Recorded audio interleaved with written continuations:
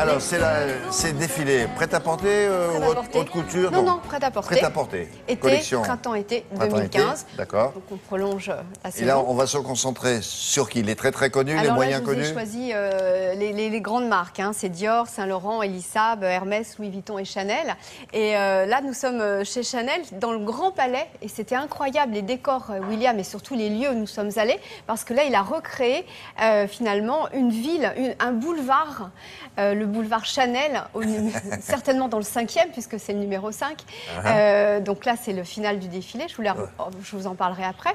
Nous sommes allés surtout à la fondation Louis Vuitton, vous savez, qui a été c'est l'œuvre de Franck Gehry. Donc ça, c'était assez incroyable. Je ne sais pas, j'ai donné l'image, mais je ne sais pas si on va vous la donner.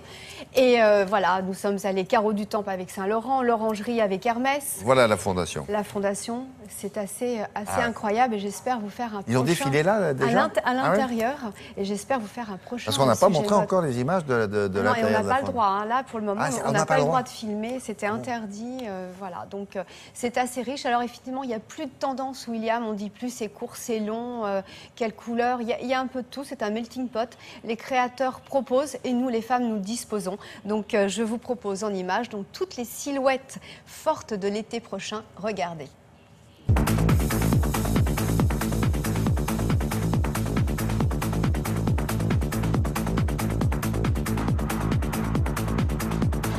Dior. On est dans un thème d'une saison été, il y a quand même une certaine légèreté, mais il y a surtout une façon de marcher, une façon de bouger pour les femmes et une féminité qui est en grande évolution. Et c'est ce que sent Rave, tout en restant bien sûr dans une grande qualité d'exécution. J'avais pris une nouvelle direction pour la couture et j'ai ressenti le besoin de l'approfondir pour cette collection prêt-à-porter. Parce qu'il y a eu beaucoup de très belles réactions de la part des femmes. J'ai créé des modèles plus dynamiques, plus jeunes, plus adaptés à la vie de tous les jours.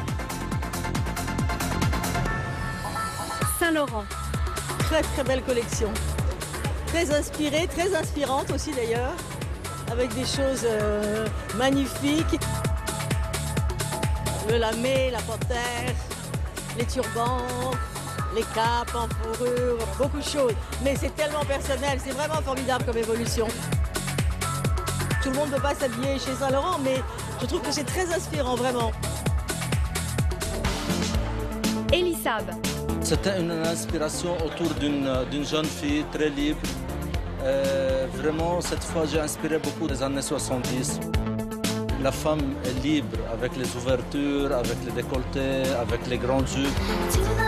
On pousse à fond tous nos accessoires, les chaussures, le sac Poincaré qui a beaucoup de succès maintenant mondialement. Hermès. C'est la dernière collection que je présente pour la maison Hermès.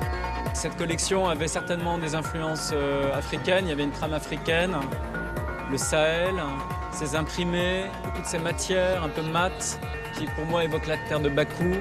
Ce qui est beau, c'est quand c'est pas une excellence show-off, c'est une excellence de la matière qui vieillit bien, qui est pensée pour sa qualité intrinsèque. Et ça, c'est très important pour moi et pour la maison. Louis Vuitton. Nicolas Ghesquière, quand il est arrivé, ce qui l'a surpris le plus, je pense que ce sont les artisans. Il a trouvé des archives extraordinaires. Les souliers, les sacs, les bijoux, tout ça, ça joue avec le prêt-à-porter pour créer une silhouette. C'est une collection comme une femme la mélangerait elle-même dans une garde-robe avec des pièces iconiques, des pièces classiques et des pièces plus fortes de saison.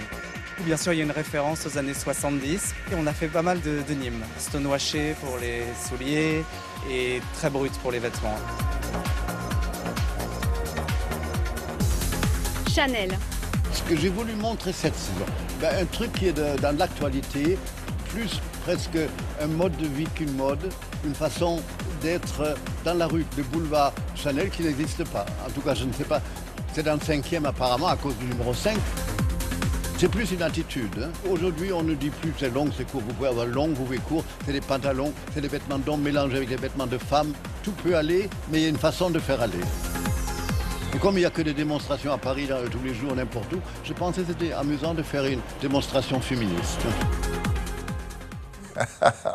C'est une idée Journée à de la lui, ça. femme tous les jours chez Chanel, par bien exemple. sûr. Faites la mode, pas la guerre. Ah, c'est ça, c'était ça les slogans. C'était ça les slogans. Quelle bonne idée. Bonne idée. Bravo. Il a toujours des bonnes idées. Merci beaucoup, mademoiselle Laura du Web, de bonnes idées aussi. Et donc là, c'est à propos de quoi? D'une téléspectatrice.